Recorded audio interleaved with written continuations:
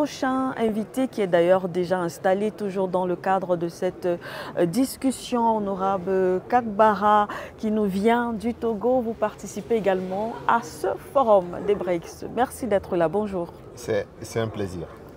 Alors, je ne sais pas si on doit dire, le Togo participe, mais en tout cas, vous êtes un homme politique, c'est important de le dire, d'où l'intérêt. Déjà, peut-être pour commencer en tant qu'homme politique, vous participez à ce sommet, certainement une façon de dire que l'Afrique devrait, ou alors l'Afrique a un intérêt peut-être à intégrer un groupe tel que les BRICS.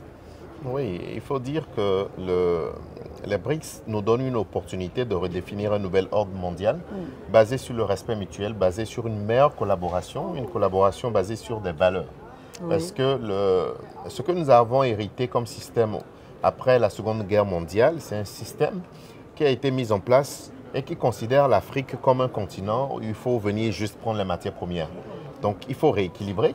Et les BRICS, l'audace des BRICS, permet, ce n'est pas forcément une révolte ou bien une révolution des dominés contre les dominants, mais c'est une alternative qui permettra de pouvoir corriger les tares que nous avons hérités de la Seconde Guerre mondiale. Donc aller plus dans le respect, dans la collaboration, le respect mutuel et dans le commerce avec un échange mutuel, un bénéfice mutuel entre deux nations, entre deux peuples, entre deux continents, entre disons, les peuples de ce monde.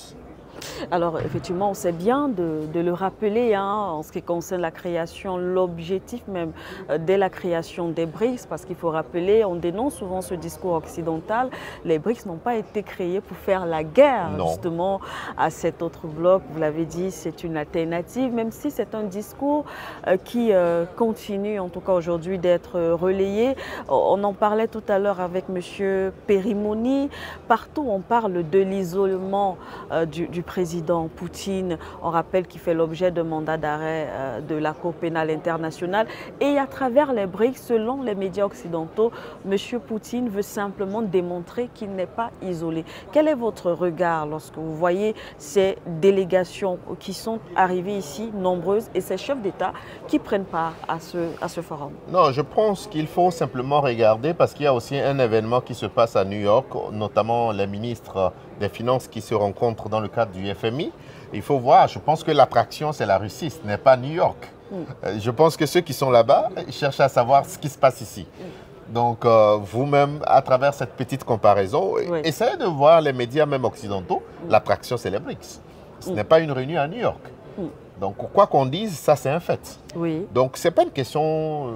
Moi, je pense même que cette histoire d'embargo, d'isoler des pays, c'est aussi bon pour nos pays parce que ça permet une prise en charge de nos pays. Une certaine résilience. Une certaine résilience. L'embargo a permis à la Russie de pouvoir, par exemple, s'industrialiser.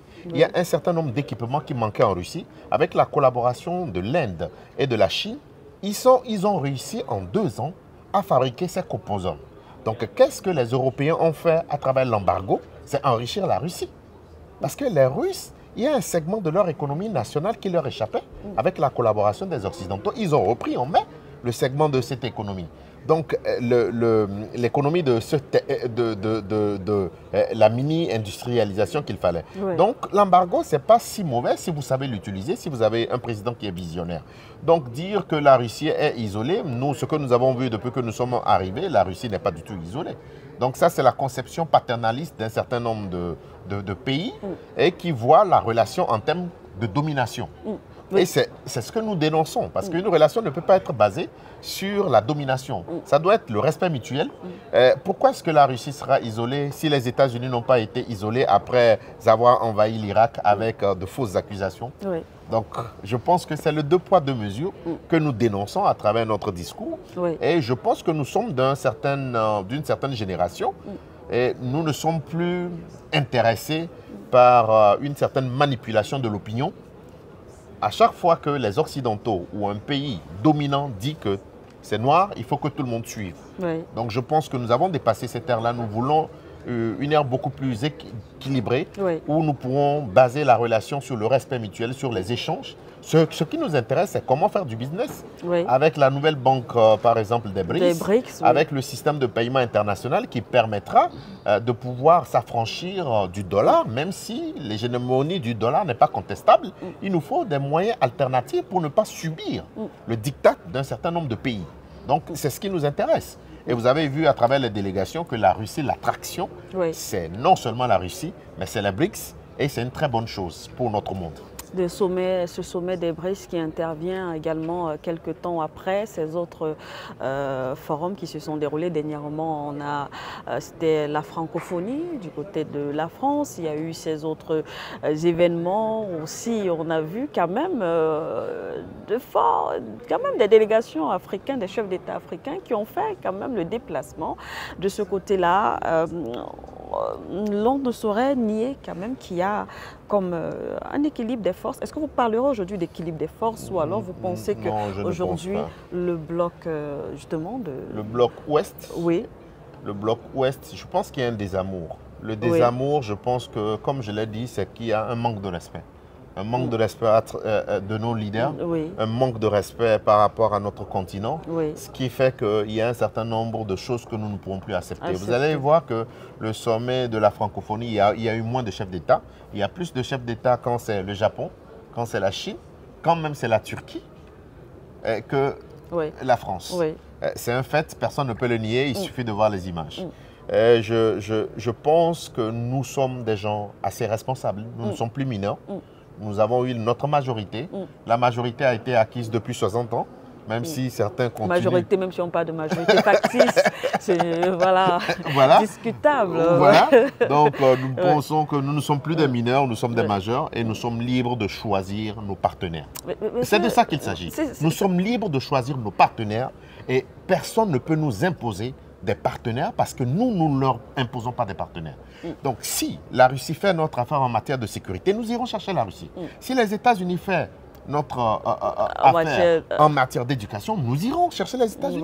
Si la Turquie fait notre affaire en matière d'agriculture, nous irons chercher la Turquie. En fait, c'est de ça qu'il s'agit. Il s'agit, en tout cas, vous réclamez ce respect, ce partenariat équilibré, équitable.